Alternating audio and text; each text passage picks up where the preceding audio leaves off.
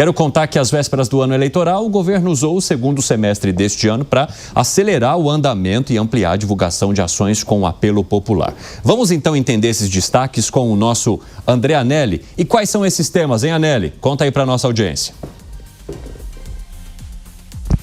Pois é, Evandro, boa tarde para você mais uma vez. A gente relembra que o governo federal, ao longo desse último ano, concentrou esforços realmente naquelas pautas que têm mais apelo junto à população de mais baixa renda. O grande destaque realmente é a diminuição, o aumento da isenção da faixa do imposto de renda para quem ganha até R$5 mil mensais, o que para algumas famílias pode representar até R$4 mil a mais por mês no orçamento e que, portanto, então pode acabar tendo impactos positivos, principalmente na economia. O governo federal bate muito nessa tecla em relação então ao aumento da faixa de isenção do imposto de renda e algumas outras pautas que continuam sendo defendidas. A gente relembra que nem passou pelo Congresso Nacional aquela desburocratização para tirar a CNH, Carteira Nacional de Habilitação, que chegava a custar em torno de R$5 mil e que, por meio então da diminuição da carga horária nas autoescolas, o governo federal conseguiu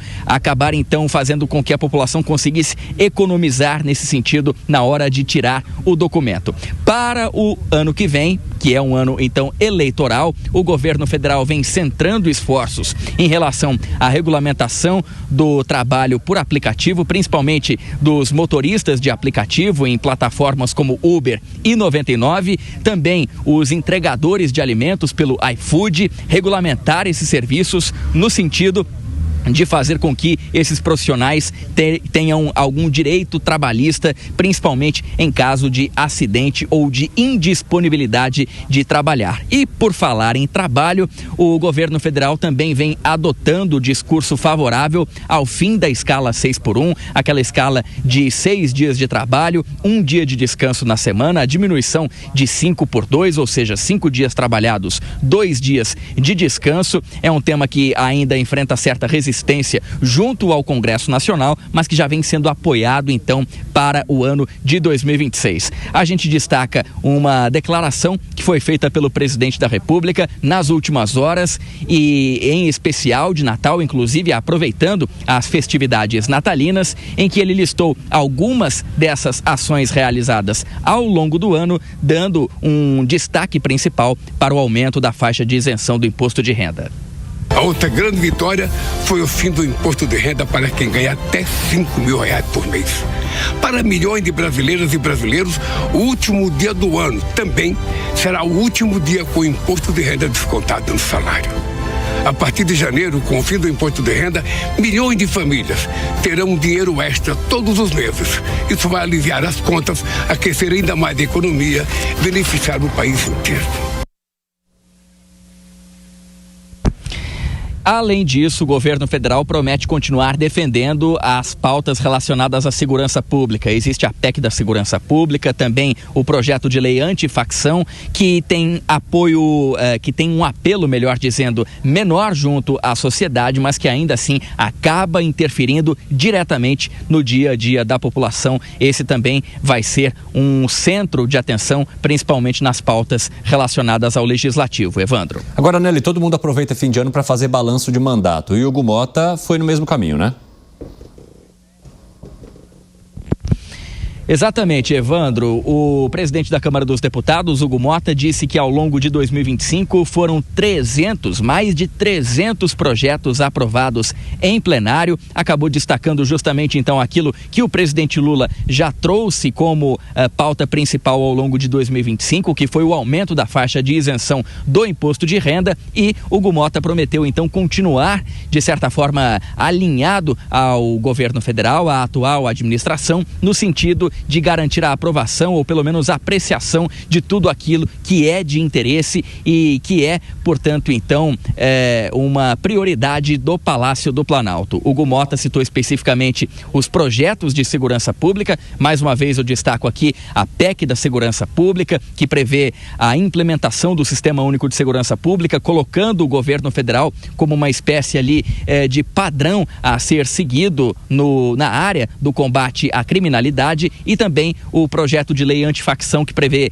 entre outras coisas, penas mais duras para os milicianos, membros de organizações criminosas, enfim, no sentido de fazer com que sejam desmobilizados esses núcleos do crime organizado. Então, nas palavras de Hugo Mota, vai ser um ano de 2026, embora tenha aquele aperto da agenda causado pela questão eleitoral, que muitas vezes tira os parlamentares aqui de Brasília para servirem como cabos eleitorais, inviabilizando ainda mais a agenda de votações, deixando a agenda mais curta para o ano, mas ainda assim Hugo Mota garantiu então a apreciação desses temas que têm mais apelo popular. Evandro. Obrigado pelas informações, André Anelli. Um abraço para você.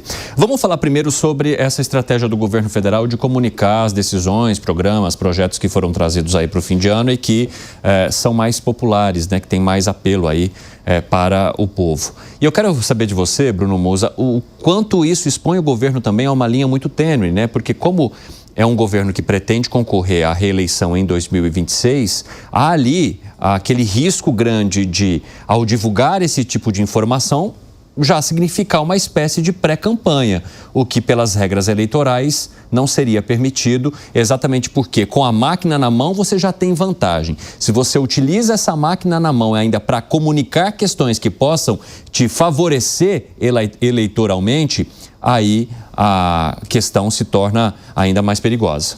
Ótimo ponto, e realmente isso de fato acontece. Você tem a máquina, você utiliza a seu favor, o que obviamente é um meio de propaganda bastante claro. Outro ponto que devemos colocar aqui são todos esses programas que Lula vem anunciando e que claramente ele faria isso e continuará fazendo pisando no acelerador. Só que tem um grande problema, o orçamento ele é limitado e ele já está chegando no limite. Duvida? Não sou eu ou pelo meu viés econômico, não. A própria Simone Tebet, ministra do governo Lula, falou que em 2027 já não há mais gastos liberados dentro do chamado gasto discricionário, ou seja, os gastos não obrigatórios. Por quê? Porque os gastos obrigatórios, pagamento de salário, manutenção da máquina pública, já estrangulou por completo todo o restante do orçamento, que inclui investimentos, ou seja, já não há mais espaço para investimento a partir de 2027. Nulo, a máquina para. A Simone Tebet falou. Claro, eles vão achar artimanhas, começa a pagar precatório por fora, começa a fazer os gastos parafiscais, como a gente já explicou aqui diversas outras vezes, ou seja, colocam como despesa financeira e não despesa primária, assim não entra dentro do arcabouço fiscal e, portanto, abre espaço dentro do orçamento, imprime mais dinheiro emitindo dívida, e tudo isso ele é inflacionário no médio e no longo prazo.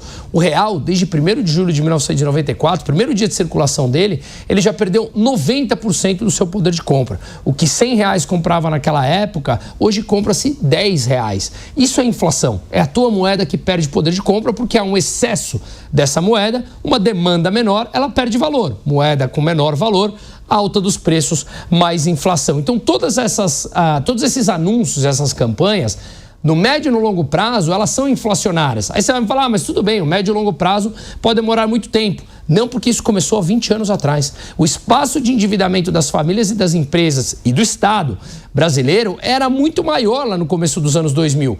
E praticamente 72% do período do século governado pelo PT, o endividamento cresceu exponencialmente, o que já estrangulou, a partir de 2027, o orçamento público por completo. Porque a dívida continua crescendo frente ao PIB, o que obriga o governo a emitir taxas de juros, a pagar taxas de juros mais altas, ao emitir mais dívida para pagar os seus gastos. Então, eu estou falando tudo isso, Evandro, porque da mesma forma que ele utiliza a máquina pública a seu favor, o que, como você muito bem falou, ele não poderia fazer, por outro lado, quanto mais ele acelera nesse processo de campanha e de liberação de dinheiro para a população, endividando a máquina pública, maior o problema dele em 2027 se ele for reeleito. Então, como administrar esses dois pontos? Não é tão simples a questão. Só vale lembrar, para finalizar, que o Sérgio Massa, um mês antes dele perder as eleições para o Milei, ele liberou o que ficou conhecido como Plano Platito, que ele liberava muito dinheiro e mesmo assim não funcionou. José Maria Trindade, como é que você avalia, né, a necessidade de se equilibrar tudo isso e tomar cuidado também, porque o governo está pisando no ano eleitoral em que as regras ficam bastante rígidas? Pois é, esse cenário aí traçado pelo Musi, ele entende muito disso aí e de projeção de futuro, né, é real. É por isso que eu tenho tanta má vontade com a emenda parlamentar. São 66 bilhões de reais pulverizados, desaparecidos. Isso não é investimento, né? Aí o discurso do deputado, ninguém conhece o município mais do que o deputado. Mas esse dinheiro é um dinheiro federal para infraestrutura. Então, 66 bilhões com mais o dinheiro do governo, 100 bilhões, daria para fazer, teoricamente, nem sempre faz, né? Mas, enfim, a infraestrutura seria um bom gasto. E aí, os 66 bilhões vão para calçamento de rua lá, com interesse político, que não é nem o interesse do município. O deputado já está interferindo no município, ele é que decide onde o dinheiro vai ser aplicado, né? Calçamento de rua, não que o calçamento não seja importante, mas é que esse dinheiro pulverizado pelo Brasil inteiro, ele desaparece. Se ele ficasse na máquina pública federal, evidentemente, estamos falando nas condições perfeitas de um gestor eficiente. Ele daria para fazer estradas, usinas, enfim, grandes investimentos. O pior, Bruno, é que você traçou aí essa história de gastar mais, está sendo mal gasto o dinheiro. É o dinheiro gasto com folha de pagamento, com previdência, são situações que não promovem o desenvolvimento do país, não ajudam a indústria brasileira, o parque industrial brasileiro, nem nada. Esse é o grande problema. A dívida PIB vai atingir 100%, rapidamente, né? E o mercado sabe disso. Então, a aposta é de que o Brasil vai quebrar. O debate é quando isso vai acontecer. Essa é a realidade. É preciso transmitir credibilidade através de um rigor fiscal muito forte, que o Fernando Henrique fez. O Fernando Henrique fez um rigor fiscal, sim, absurdo. E Lula, no primeiro mandato ali, com Palocci, também fez. E foi criticado pelo PSDB por tentar superávit. No primeiro mandato, Lula foi assim, né? Aí depois a coisa desandou. Um exemplo do que você, Bruno, está falando e que o Cine faz aí a provocação é a Dilma. A Dilma, para ser reeleita, né, ela fez os diabos, segurou preços de energia, preços administrados e tal, aí inviabilizou o governo dela. Ela ganhou e não pôde governar. Exatamente, Zé Maria Trindade, esse é um ótimo exemplo, né, que mostra que nem sempre também a estratégia eleitoral pode funcionar, ou a mesma estratégia que te leva à vitória no momento é aquela que provoca a tua situação derradeira depois. A bomba que ele plantou cai no colo dele. Explodiu lá na frente. Fala, mano.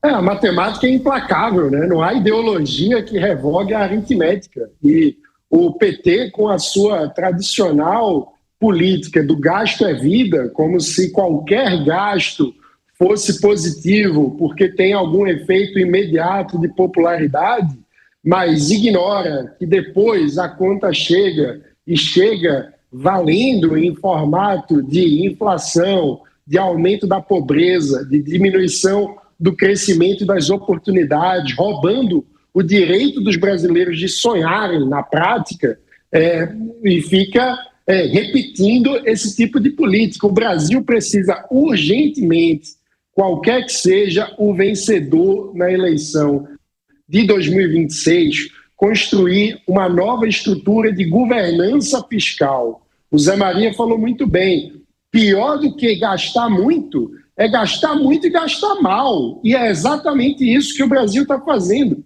E a gente sabe que nada é mais duradouro do que programas temporários do governo. Então, cada vez que a gente cria uma nova política sem avaliação de desempenho, sem a capacidade de fazer uma avaliação de impacto econômico, de entender de fato qual vai ser o efeito daquela política, muito além do que a intenção que está na origem do discurso político que gerou aquela política, o que a gente faz é criar um novo gasto que se torna obrigatório e que não tem quem tire aquilo mais do orçamento. A dificuldade de cortar gastos no Brasil é histórica. Infelizmente, quando a gente tenta controlar o ritmo do crescimento dos gastos, como fizemos, por exemplo, com a política do teto de gastos do governo Temer, isso é tratado por alguns setores da sociedade como o PEC do fim do mundo, como se fosse